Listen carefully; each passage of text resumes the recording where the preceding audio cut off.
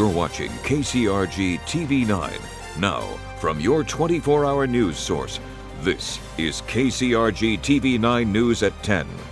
Why we can close this case, this tragic case that's been haunting this community for 39 years. Exactly 39 years from the day she disappeared, Cedar Rapids police announced there's an arrest for the murder of Michelle Martinko. Police say they never gave up trying to find the person who killed the 18-year-old Kennedy High School student in December 1979. And tonight's stunning news of that arrest decades after her murder. Authorities arrested 64-year-old Jerry Lynn Burns of Manchester this morning. He's charged with first-degree murder in the stabbing death of Michelle Martinko. Police say they arrested Burns at his place of employment in Manchester. Martinko drove the family's 1972 Buick to Westdale Mall on December 19, 1979. She was going to look at a winter coat and had just come from a school banquet, but she never made it home. Her family reported her missing at 2 in the morning. An officer found her stabbed to death in the parking lot of Westdale Mall 2 hours later. Authorities say they found evidence, DNA evidence, of the suspected killer in the year 2006. But no match was ever found in a national database of criminals. And in early 2017, police worked with a company to develop these images, a profile of what the killer might look like based on hair color and race. That DNA helping them to make today's arrest. KCRG TV 9's Dave Fransman begins our team coverage, and Dave was at that news conference. Dave? Beth, the police chief and Lynn County attorney, provided some details, but really left many questions unanswered. One detail, Burns was questioned at his place of employment in Manchester and denied involvement there, but he couldn't explain why his DNA was found at the crime scene back in 1979. Now, one question also not answered at the news conference was what led investigators to Burns in the first place. Investigators had speculated that Martinko might have known her attacker. There was no evidence of robbery or sexual assault, but wounds that showed she did try to fight him off. For some reason, police began watching Burns and obtained a sample of his DNA. The police department later collected covert DNA from a subject, and it was sent to the DCI laboratory for analysis. The laboratory found that the collected DNA was a match. As investigators brought in a Virginia company in early 2017 to use DNA to develop a possible profile of what the subject might look like and produce some more leads. Now, authorities tonight did not say if that effort directly led to the arrest, and the public may not know some of the other details until the trial. Because the case is now in litigation, the police department and the Lynn County Attorney's Office will be unable to provide additional information at this time. Now, County Attorney Vander Sanden did say more details may come out tomorrow. That's when Burns is scheduled to make an initial appearance on that murder charge. Now, the Virginia company Parabon Nano Labs produced images of what physical characteristics the suspect might have regarding hair, skin color. The image on the left is a rendering of what the suspect might look like at age 50 next to the suspect, Jerry Burns, who is age 64. Now, during the news conference, Chief German thanked literally hundreds of officers and investigators who worked the case and never gave up throughout the decades. Live in the studio, Dave Fransman, KCRG TV 9 News. Thank you, Dave. And TV 9's Forrest Saunders went to Manchester, where, as we told you, police arrested Jerry Burns today. Forrest continues our team coverage tonight live from Manchester. And Forrest, what have you learned there? Rose, Beth, we've learned a lot just talking to the folks around here in Manchester, people that knew Jerry Burns. I'm actually standing in front of his business, which is called Advanced Coating Concepts. It's a powder coating company here off of Highway 13, just south of town. And folks that know Jerry say that he ran this place with his son. Now, earlier tonight, we stopped by the address listed as his home, not too far from here on 220th Street.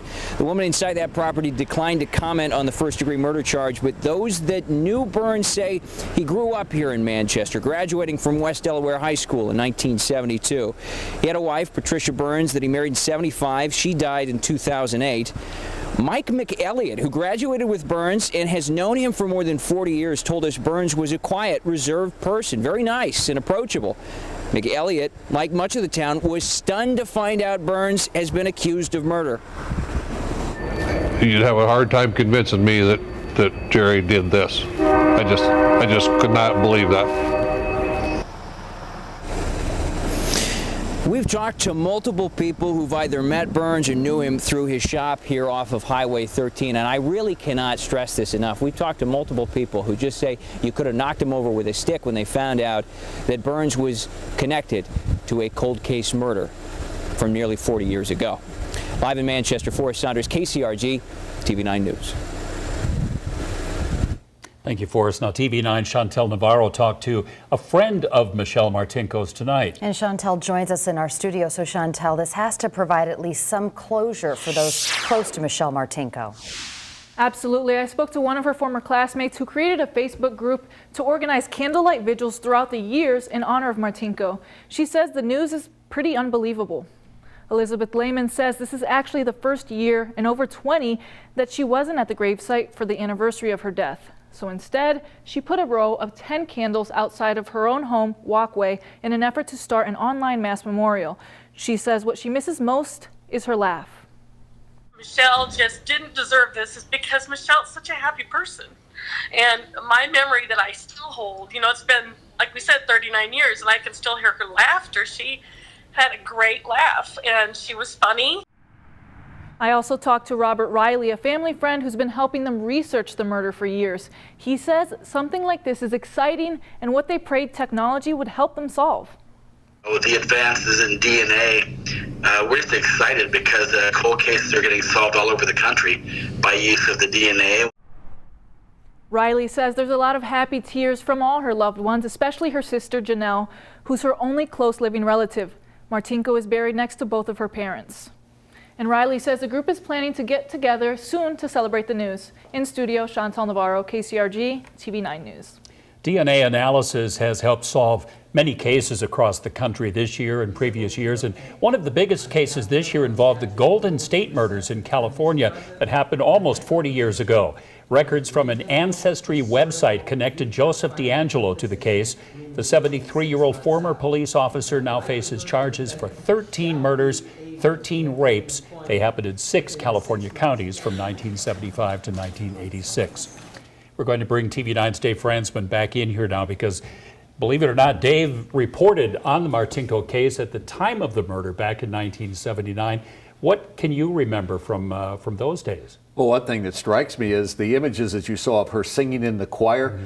That was literally in this studio. She had been here with the Kennedy Choir the week before. And I remember distinctly being in the newsroom and we saw the photos of her that police would have released, and somebody, production crew or something, kind of recognized and said, hey, she was just here. Very, very strange kind of situation with that. I remember at first it was just like a typical murder case. You know, somebody died, the police are searching, but then they kept searching and nobody was named as a suspect. It went on and on. It became a cold case. We would revisit it in years, 5 years, 10 years, whatever anniversaries. It became part of some of the cold case stories that we would do about unsolved murders. And I, for one, thought it would always stay that way. I did not see this day coming. So with today's arrest, what do you think this means for people in Cedar Rapids? It has been 39 years, and to the day of her disappearance, we now know what police say is the conclusion. I think it will surprise a lot of people. I think will make a lot of people happy that there's finally some justice in this case. Literally, this is, at least in modern homicide cases around here, it's probably the oldest one. I remember one case in Anamosa where they made an arrest after 17 years, and I thought that was astounding. Got a conviction for manslaughter in that case, if I remember correctly. So, you know, obviously things to come, but again, I thought that was astounding. 17 years, and you're talking more than double that. Yeah, thank you, Dave, and really congratulations to the Cedar Rapids police who never gave up on this case. And invested a lot over the years to bring us to today. Thank you, Dave. Well, our coverage of the arrest in the Michelle Martinko case will continue tomorrow on the KCRG TV9 Morning News. TV9's Phil Reed will be reporting on the latest developments overnight, and then coverage will be continuing into Good Morning America with a national reporter, Whit Johnson. Now, Michelle Martinko's final resting place is at Cedar Memorial Park Cemetery in Cedar Rapids. And you can see tonight people honoring not only her life taken too soon, but justice finally served 39 years later. Now, your first alert forecast with Chief Meteorologist Joe Winters. It was another warm December day across eastern Iowa. For the fourth time since the 15th of December, we hit 50 degrees or higher across many areas of eastern Iowa, the exception to the north, but 46 in Charles City, still pretty nice, 47 in Dubuque, 52 Iowa City, 50 in Cedar Rapids, and that 52 in Waterloo, record tying back in 1979 in the state and 1988. Waterloo also hitting 52 degrees. Say goodbye to the 50s, though. Cooler weather is now moving in, and it looks like we'll be closer to normal. Still, though, a little bit above. Cold front is moving through the state as we work our way through the night and early morning hours. As a result, ahead of that front, we're getting some lift. Some moisture is moving in. Isolated shower, pocket of drizzle, a few sprinkles. That will happen as we do move through the overnight hours. And with that moisture in place, certainly we do see some of that into the ground across areas of Clayton County, northern areas of Lynn County. Notice some of the streets wet in Cedar Rapids earlier as a very light shower moved through. This will be the case as we move through the next several hours. Even in the morning, may see that driveway a bit wet. But temperatures are above freezing, stays in the form of rain. And they go on Pinpoint Futurecast. Notice it moves out by about 6 a.m. Yeah, there may be a couple of sprinkles here and there. I do think there'll be some patchy areas of fog across northern areas of the state. Kai will certainly have a look at visibilities tomorrow morning. And as the colder air comes in, it can't hold as much moisture. There may be a sprinkle or a flurry from time to time. You notice a couple of those near Dubuque as we head toward the noon hour. Behind this system, though, some stronger northwest winds start to blow in, and those northwest winds will drag down some of that cooler air from Canada, also begin to clear us out as we head through the overnight hours. As far as the strength of those winds, we start out with anywhere from about a 5 to 20 mile per hour breeze across eastern Iowa. As we move into the afternoon hours, look about 10 to 20, in fact 25 mile per hour winds possible from time to time, all from the north and west, and that continues right into Thursday night. So to recap again, strong winds are going to be with us, colder conditions as a result, and of course Christmas travel, there's going to be plenty of that next week. So here's across the upper Midwest for Saturday. We start at noon, pretty quiet, some light snow showers back across Minnesota. Sunday looks fine in the plains, upper Midwest across the Great Lakes for travel. As we head into Christmas Eve, we're going to be quiet as well, all across the area from the Great Lakes back across the plains. Tuesday for Christmas Day, there is a system moving our way, and it does promise to bring right now some scattered rain and snow showers. Models don't have a real good handle on this, but you do see by noon there could be some scattered precipitation. But again, that's Christmas Day. Christmas Eve looks just fine to get to your destination. Here's a look at our zone cast for tonight. We'll drop down to 34 in Guttenberg, 34 in Dyersville. Isolated shower, some fog late, 32 degrees. I don't think that fog will be that thick in the morning. 34 degrees in Cedar Rapids, 35 in Iowa City. And where it does thicken up, those winds blow in fairly quickly, and it'll move that fog out. 9-day forecast, we're down to 33 as winter officially begins on Friday. Back up near 38 degrees on Saturday. The weekend is looking quiet as we stay dry as well. There's that chance of some rain or snow Tuesday, and actually a better storm system moves our way, or a stronger storm moves our way next Wednesday, later, and Thursday. That could also bring some thunder into the area and a high of 44 degrees. We're still staying mild, just not the 50s. All right, that's okay. It is. Thank you, Joe. Well, the U.S. Senate took a big step tonight toward averting a partial government shutdown at midnight Friday. On a voice vote, the Senate passed a stopgap measure that would keep the government operating through February 8th. It now goes to the House. But the leader of the conservative House Freedom Caucus is already urging President Trump to veto the bill. Congressman Mark Meadows, a North Carolina Republican, said Trump's political base will just go crazy if he signs a spending bill that does not include money for a border wall. Just last week, President Trump said he would be proud to shut down the government over his demand for $5 billion for the wall. Meadows says signing a bill without wall funding would do, quote, major damage to Trump's re-election campaign. Illinois Attorney General Lisa Madigan says the Catholic Church in her state has withheld the names of more than 500 priests who have sexually abused children. In a scathing preliminary report, Madigan's office says its findings show the 6 dioceses have failed victims by neglecting to investigate those victims' allegations. And in some cases, she said they did not investigate them at all. Madigan's findings come amid a renewed national outcry over allegations of sexual abuse by children by Catholic priests. The latest census estimates show that Iowa's population continued growing at a slow, steady pace since 2010. Iowa's population grew 3.6% since that year to more than 3.1 million people. The growth is attributed to more births outpacing deaths and more international migration to the state. And while Iowa did grow, it did not keep pace with other states and dropped from 30th to 31st in population. A woman with disabilities in Cedar Rapids is stranded again after someone apparently stole her three-wheeled bicycle from her home last night. Someone stole Bridget Kuhlman's original three-wheeler a year ago, but after TV9 reported that she got an electric-powered three-wheeler to replace it. Kuhlman, who has cerebral palsy, received nearly $6,000 from donors a year ago, but this time Kuhlman says her bike was behind her home chained to this post. Someone apparently broke the lock and took it, leaving her wondering what to do next. This is just ridiculous. It's been almost exactly a year. Like, are you kidding me? Kuhlman reported the missing bike to police this morning. She hopes somebody spots it.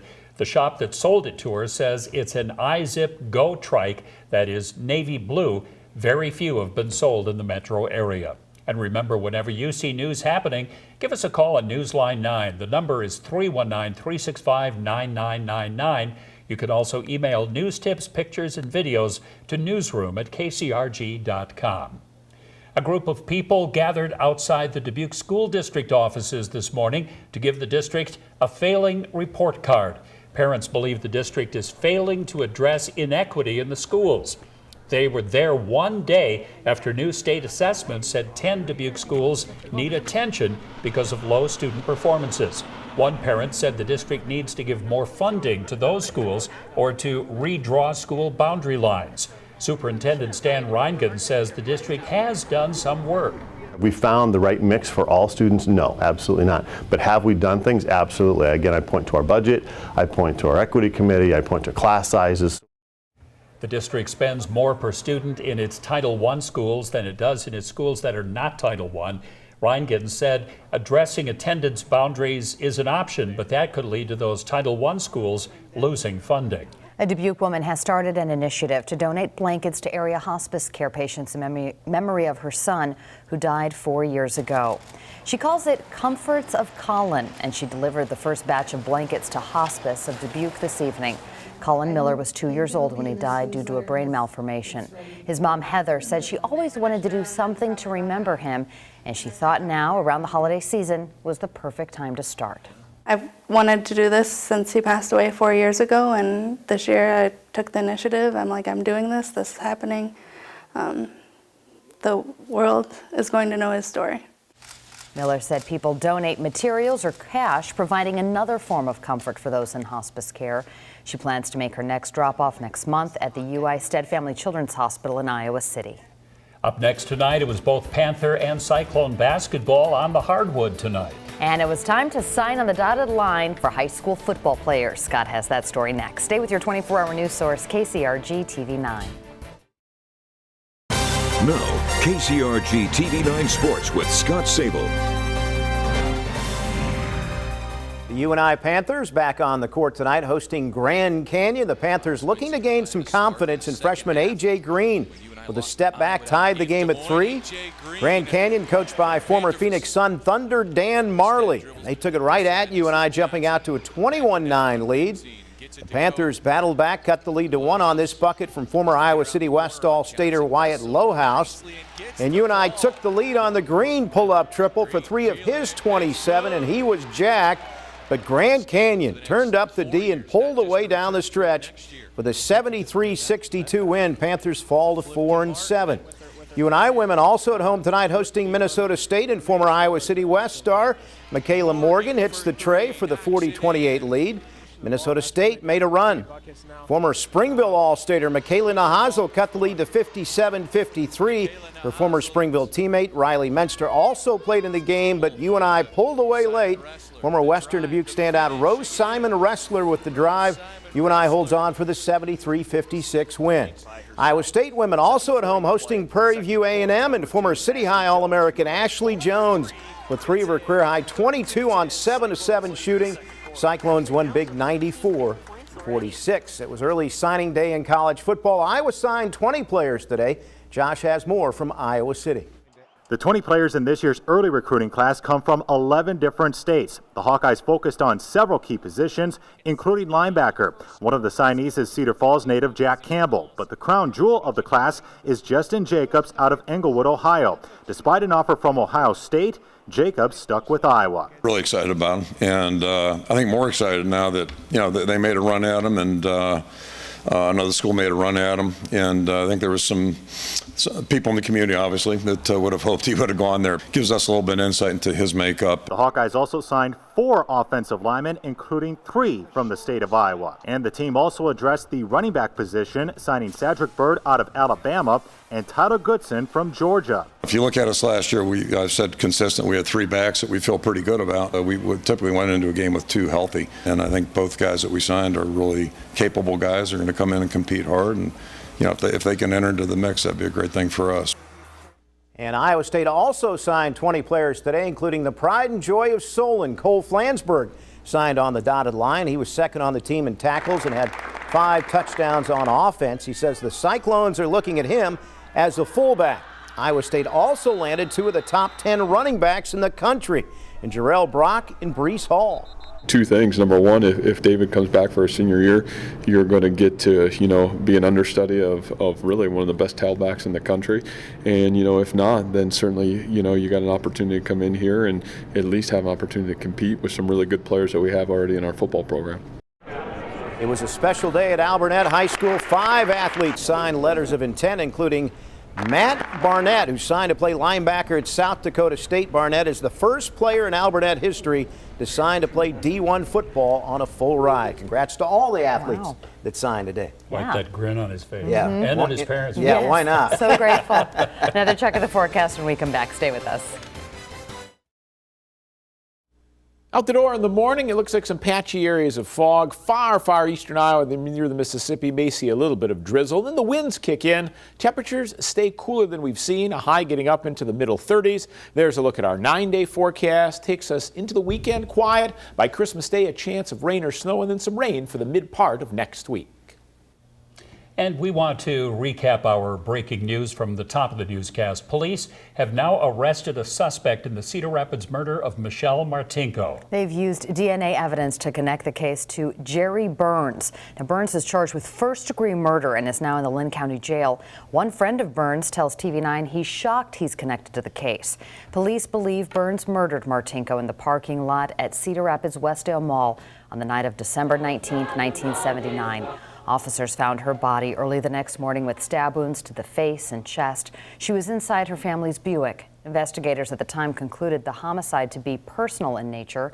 Burns will have an initial appearance tomorrow morning at 9:30, and we will bring you continuing coverage of that case. And all through the day tomorrow. Absolutely. Thank you for joining us for the KCRG TV9 News at 10. Hope to have you with us again tomorrow. Have a good night. Jimmy Kimmel's up next.